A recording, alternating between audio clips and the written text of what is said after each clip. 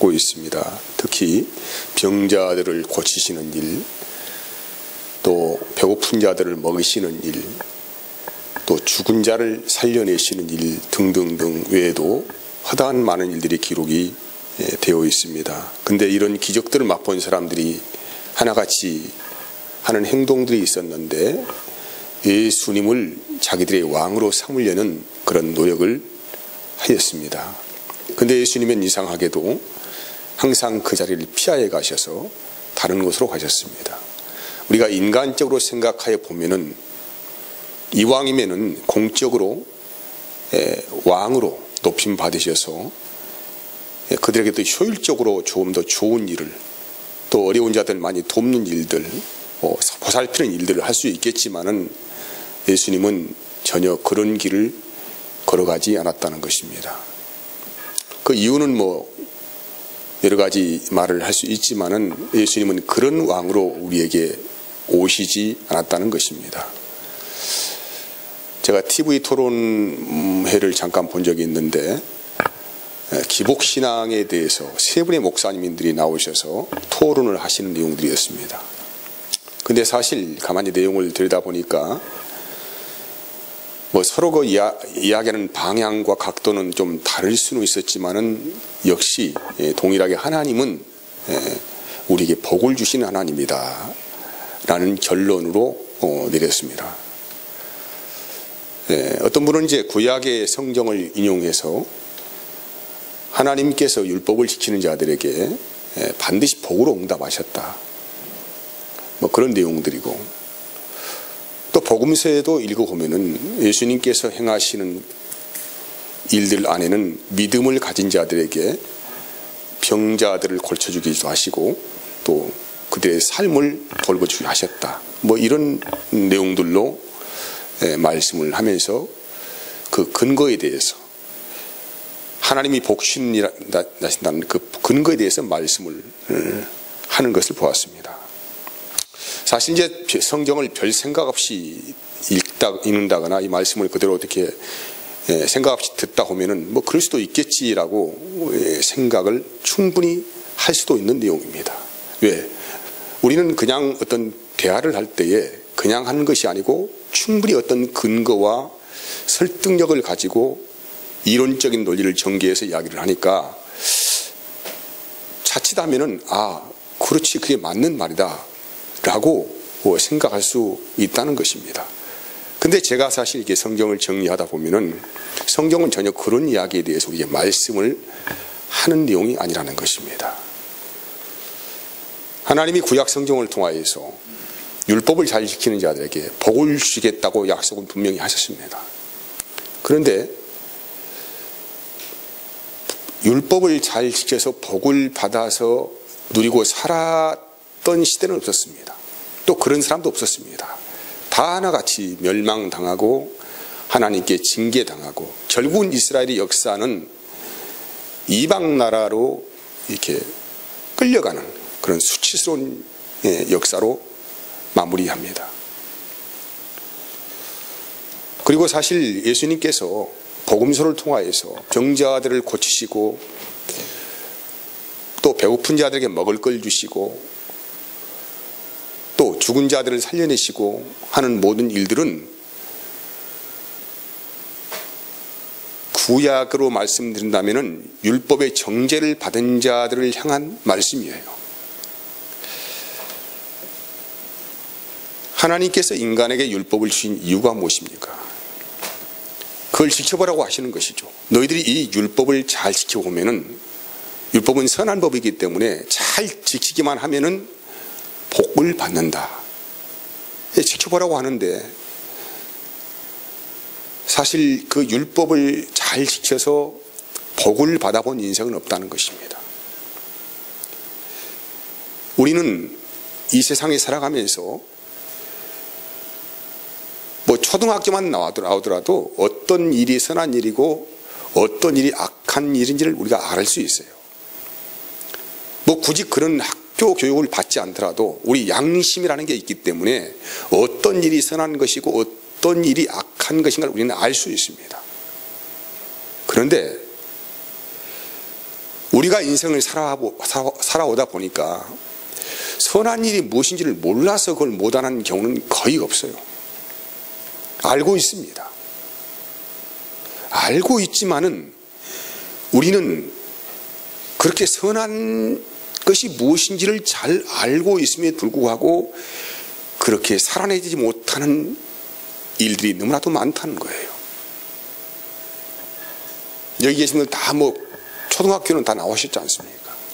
그럼 우리가 국민학교 다닐 때에 바른생활 그런 교과서를 공부했는데, 바른생활은 좀 쉽죠. 왜냐하면 무엇이 옳은 것인가 나쁜 것인가를 구별시키는 내용이기 때문에. 그래서 거의 평균 점수가 바른생활 교과서 시험 보면은 80점 이상은 나오는 것 같아요. 알죠? 무엇이 옳은 것인지 알아요. 아는데 우리는 아는 것뿐이지 우리의 삶의 일상생활 속에서 그렇게 살아간다고 하는 것은 매우 어렵다는 것을 세상을 살아보면서 우리가 이 몸으로 체험을 합니다. 자녀들을 낳으면은 아이들을 잘 키우고 싶은 것이 부모의 소망입니다. 건강하게 바른 생각을 가지고 정상적으로 잘 성장되기를 원하는 것이 부모의 마음 아니겠습니까?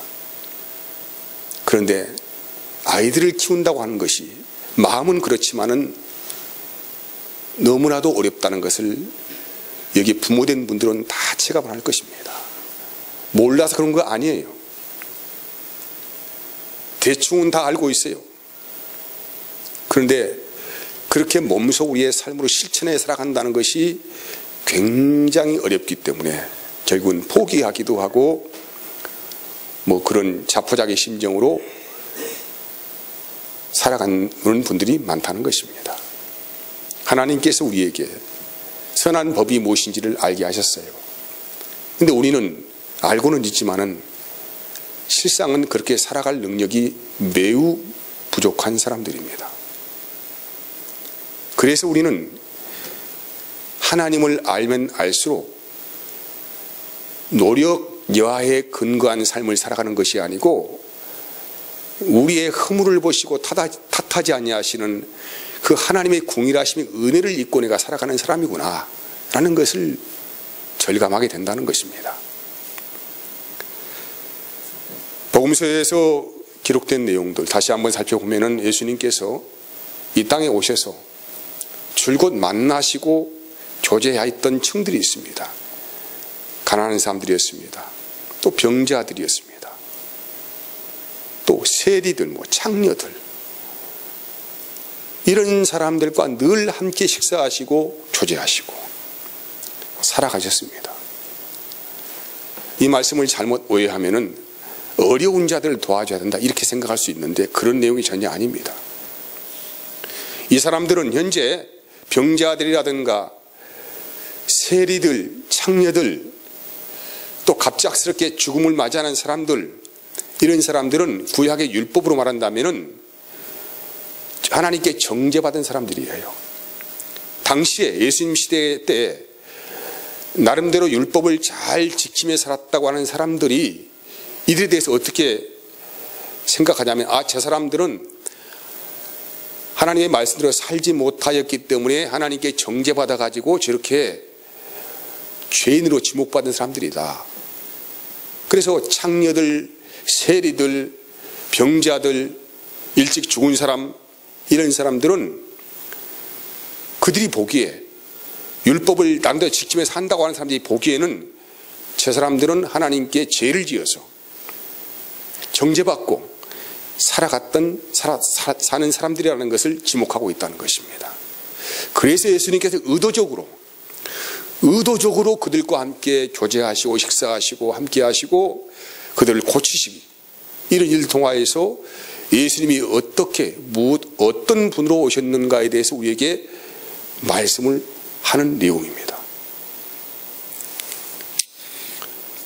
요한복음 8장에 보면은 가늠하다 잡힌 여인을 사람들이 끌고 왔습니다. 예수님께 물어보는 거예요. 예수님 같으면 이 여인을 어떻게 하면 되겠습니까? 율법으로는 이 여인을 돌로 쳐 죽이라고 합니다. 당신은 어떻게 하시겠습니까? 예수께서 말씀하십니다. 너희 중에 죄가 없다고 생각하는 사람은 돌을 지금 당장 집어들어서 저 여자를 쳐 죽이라고 합니다.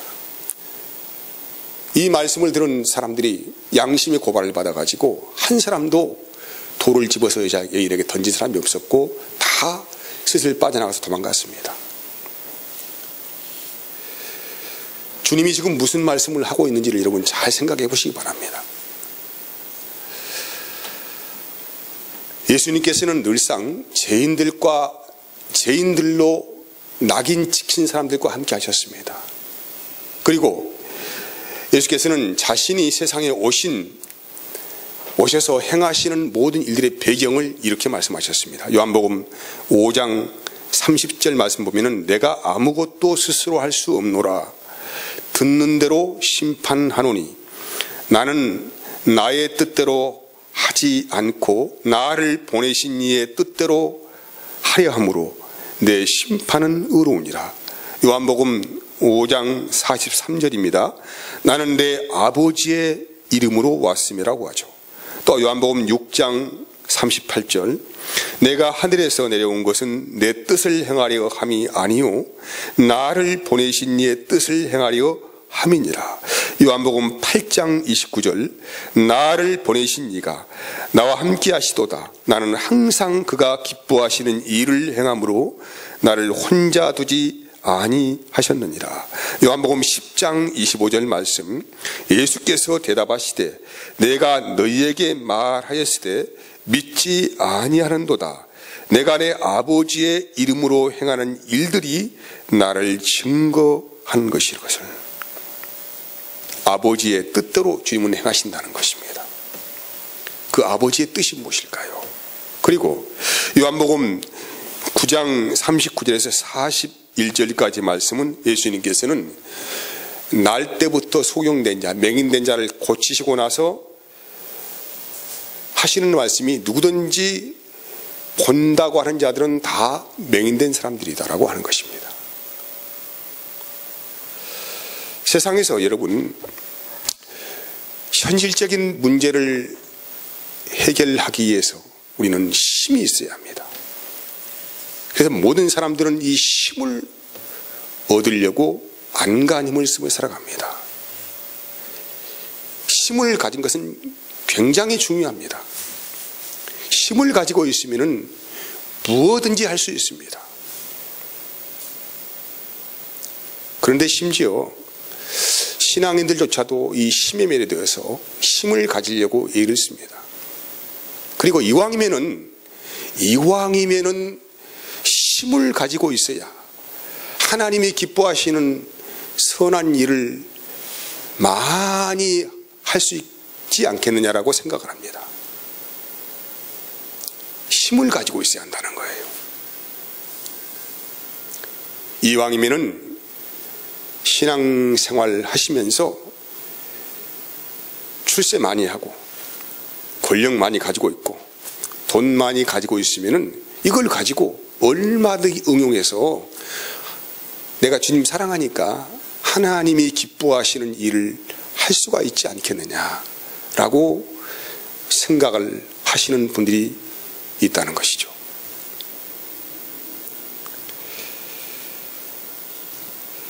코로나 시대에 교회가 정부로부터 많은 여러 가지 부당한 대우를 받는다고 하면서 정부에 대해서 대항하고 싸워야 한다. 교회는 하나가 되어서 힘을 합쳐가지고 이 부당한 대우에 대해서 우리는 함께 공격해야 한다.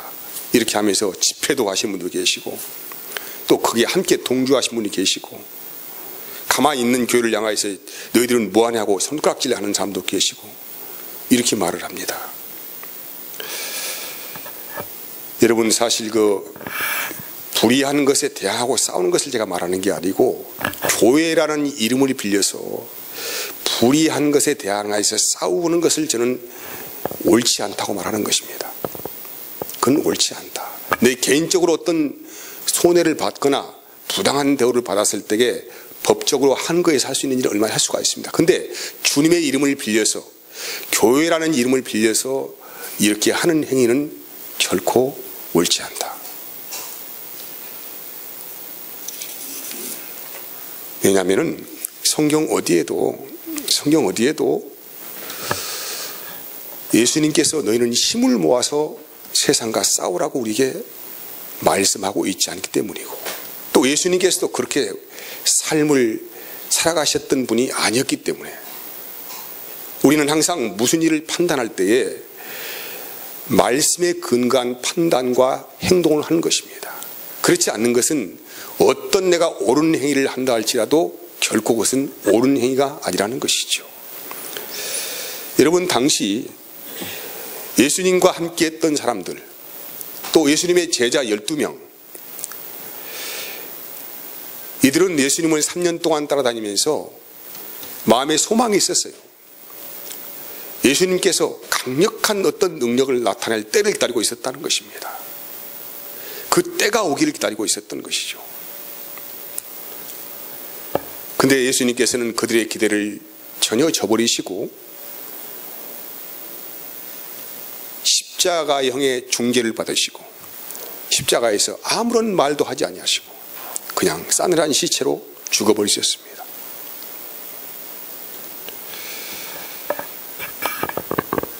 구약에는 하나님께서 뭐라고 말씀하셨냐면은 이방 나라든 말과 병거의 힘을 의지하여서 영토를 확장하고 자기의 세력을 확장한다는 것이죠. 그런데 너희 이스라엘은 그렇게 하지 말라는 것입니다. 너희들은 이방 나라들처럼 말과 병거를 많이 두지 말라. 오직 너희는 하나님만 의지해라고 말씀하셨어요. 하나님만 의지해라. 그리고 오늘 베드로가 말이에요, 자기들을 잡으려고 온 사람들을 향하여서 순식간에 칼을 품에서 빼내서 대제사장의 종으로 있는 말고의 귀를 잘라버려요. 참 대단한 용기 아닙니까? 왜 베드로는 이 칼을 뺐을까요? 누가복음 22장 48절에서 49절을 읽어보면 이런 내용이 나와요. 예수께서 입을 맞추려고 가까이 하는지라 예수께서 이르시되 유다야 내가 입맞춤으로 인자를 파느냐 하시니 그의 주위 사람들이 그 된 일을 보고 여짜오되 주여 우리가 검으로 치리까 하고. 이 말씀 무슨 말씀이냐면은 유다라는 이 제자가 예수님 배반하고 이제 예수님 팔았잖아요. 그래서 이제 사람들을 끌고 예수께 왔습니다. 감람산으로. 그래서 예수님께 입맞춤을 하는 거예요. 이것을 수신으로 해서 사람들이 이제 드디어 때가 왔다. 드디어 우리가 이제 거대한 힘을 가지고 예수님을 앞장 세워서 이 나라를 뒤집을 이 때가 왔다는 이 수신을 받은 것입니다. 그래서 그의 주위 사람들이 그 된 일을 보고 여짜오되 주여 우리가 검으로 치리까 이렇게 물어보는 거예요. 예수님 제자들이. 이제는 드디어 우리 예수님을 중심으로 인해서 우리가 똘똘 하나가 되어서 칼을 가지고 이 나라를 정복할 때가 왔다는 것이죠. 그래서 베드로가 가장 용기 있게 먼저 칼을 품에서 빼내어서 자기를 잡으려고 온 무리를 향하여서 칼을 흔들었던 것입니다. 그 틈에 제사장 종인 말고의 귀가 잘렸고, 모든 사람들은 이제 드디어 숨을 죽이면서 예수께서 어떻게 하시는가를 보고 가만히 보고 있는데 예수님을 연거리어 정반대로 행동하셨어요. 베드로야, 칼을 다시 칼집에 꽂아라. 그리고 하시는 말씀이 칼을 쓰는 자는 반드시 칼로 망한다. 그리고는 떨어진 귀를 주워가지고 다시 여기에 대면서 귀에 대면서 그 귀를 붙여버렸습니다.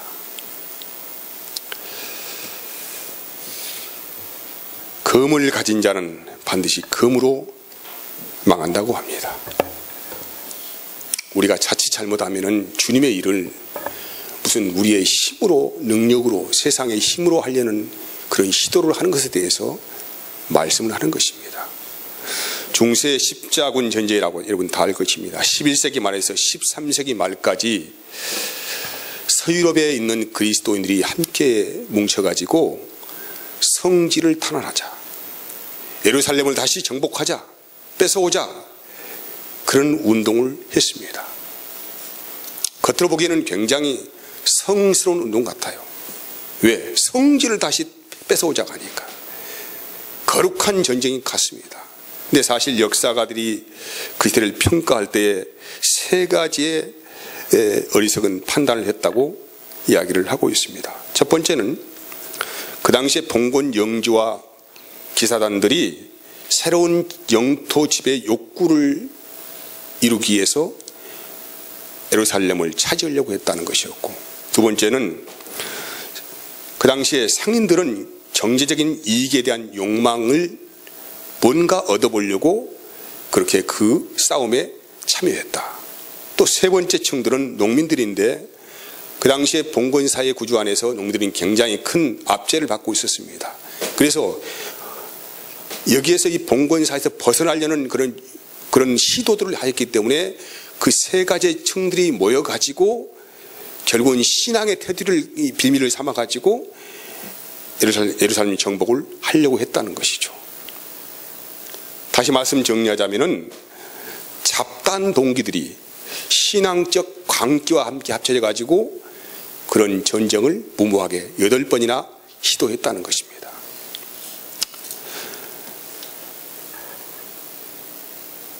중세에 유럽의 여러 나라들은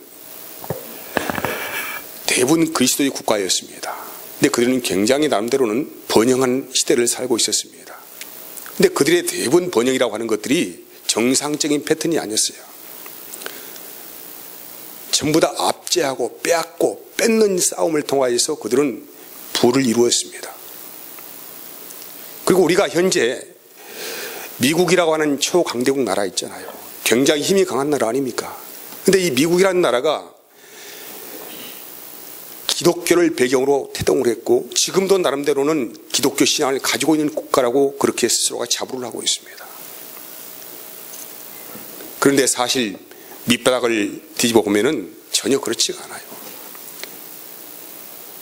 그들은 예수님과 하나님을 이용하여서 경제적인 번영을 이루려는 그런 시도를 끝없이 하고 있고 지금도 그 힘을 통하여서 많은 나라들 압제를 하면서 자기들의 이익의 소관을 삼고 있습니다. 무슨 말씀을 하고 있는 것입니까? 그들은 힘을 가지고 뭔가 하나님의 일을 해보려는 시도를 하고 있다는 것이죠.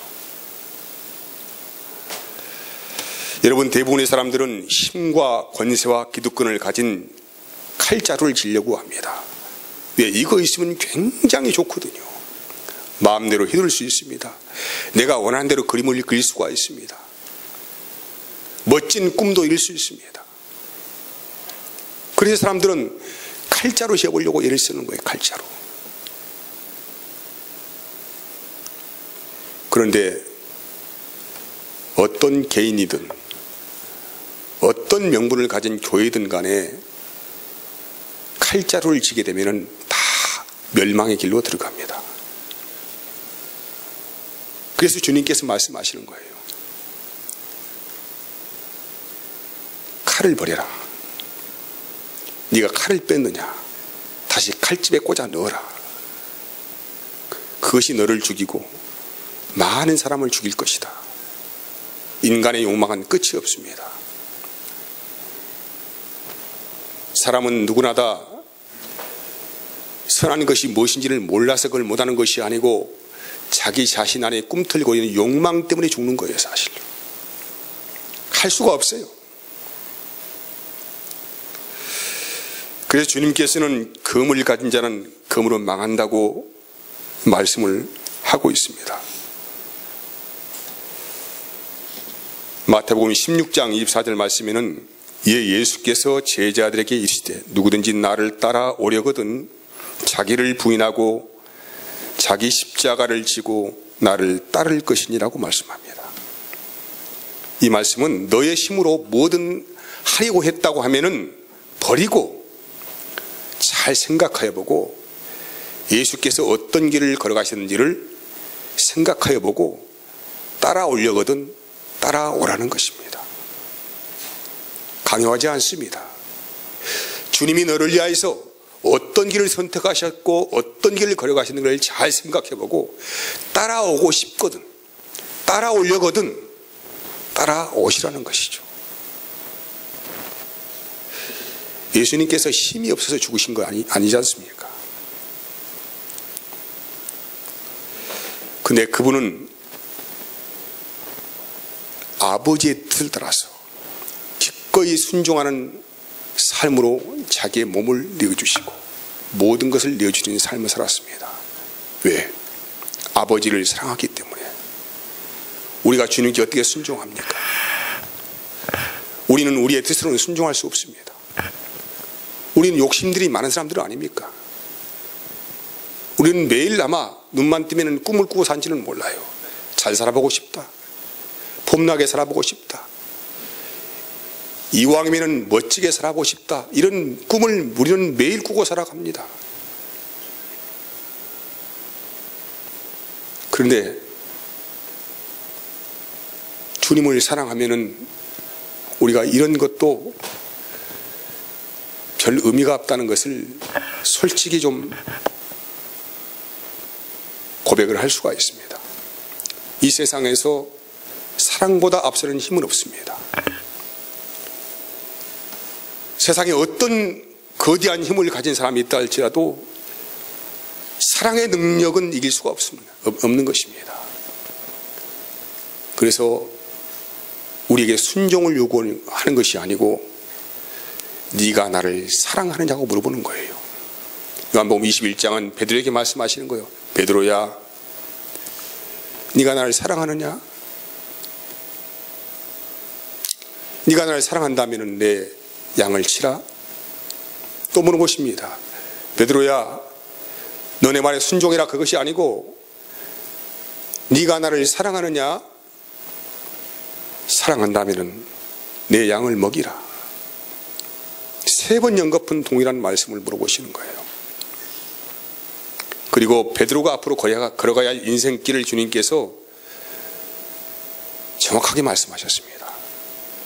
요한복음 21장 18절에서 19절까지 말씀을 봅시다. 같이 읽어볼까요? 시작.